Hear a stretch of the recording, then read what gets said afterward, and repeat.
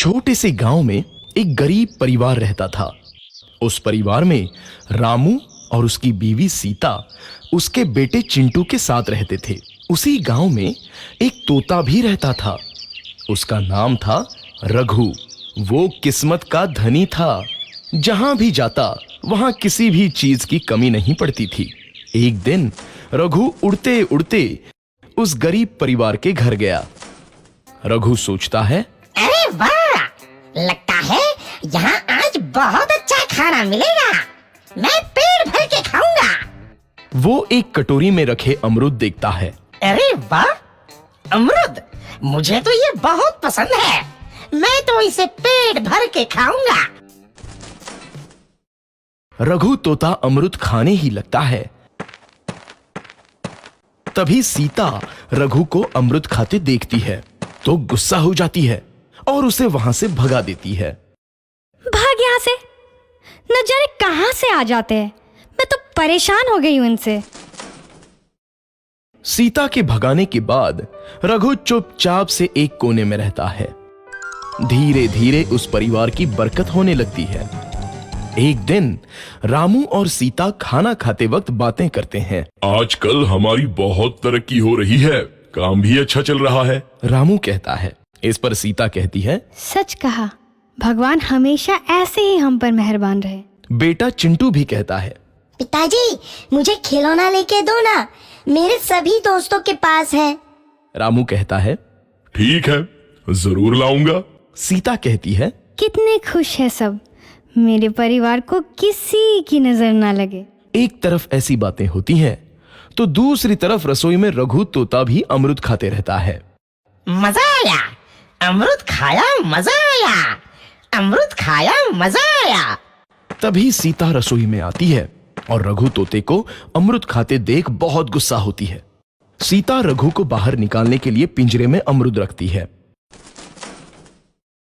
रघु जब अमरूद खाने लगता है तो पिंजरे का दरवाजा बंद हो जाता है और वो उसमें फंस जाता है। मुझे बाहर निकालो, मैं यहाँ फंस गया हूँ, मुझे बचाओ। अगले दिन सीता पिंजरा उठाकर बाहर दूर उस रघु को छोड़ देती है। रघु के जाते ही उनके घर आई बरकत धीरे धीरे कम हो जाती है।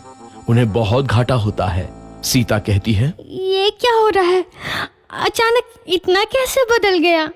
अभी तक तो सब कुछ अच्छा चल रहा था। रामू कहता है, लगता है भगवान हम पर रूठ गए हैं। चिंटू भी कहता है, लगता है अब मुझे खिलौने भी नहीं मिलेंगे। और वो रोने लगता है और बाहर चला जाता है। कुछ दिन बाद रघु तोता फिर से उस घर में आता है। वापस आया, मैं वापस आया, अब मैं जमकर अमरूद खाऊंगा।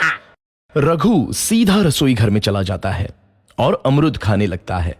कुछ देर बाद सीता रसोई में आती है और रघु को देख कहती है, एक तो घर में पहले से इतनी दिक्कत चल रही है और ऊपर से ये तोता मुझे और परेशान कर रहा है।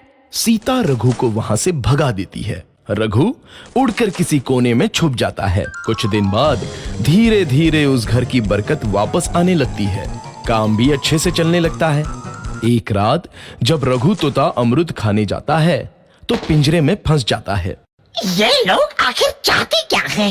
एक तोते को शांति से अमरूद खाने क्यों नहीं देते? मैं कौन सा चोरी कर रहा हूँ? बस अमरूद ही तो खा रहा हूँ। तभी रामू वहां आता है और पिंजरे में रघु तोते को देख उसे बाहर छोड़ देता है। ये तोता भी कितना जिद्दी है, बार बार वापस आ जाता है।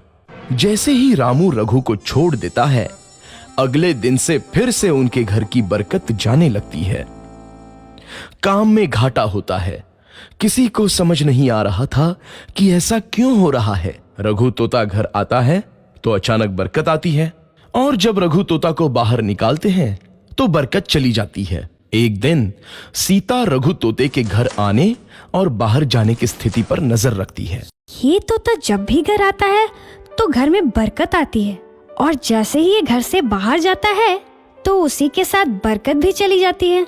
कहीं ये जादुई तोता तो नहीं है? अगली बार जब ये तोता घर आएगा तो मैं इसे कहीं नहीं जाने दूंगी। सीता रघु का बहुत इंतजार करती है लेकिन रघु तोता दोबारा उस घर में कभी नहीं आता।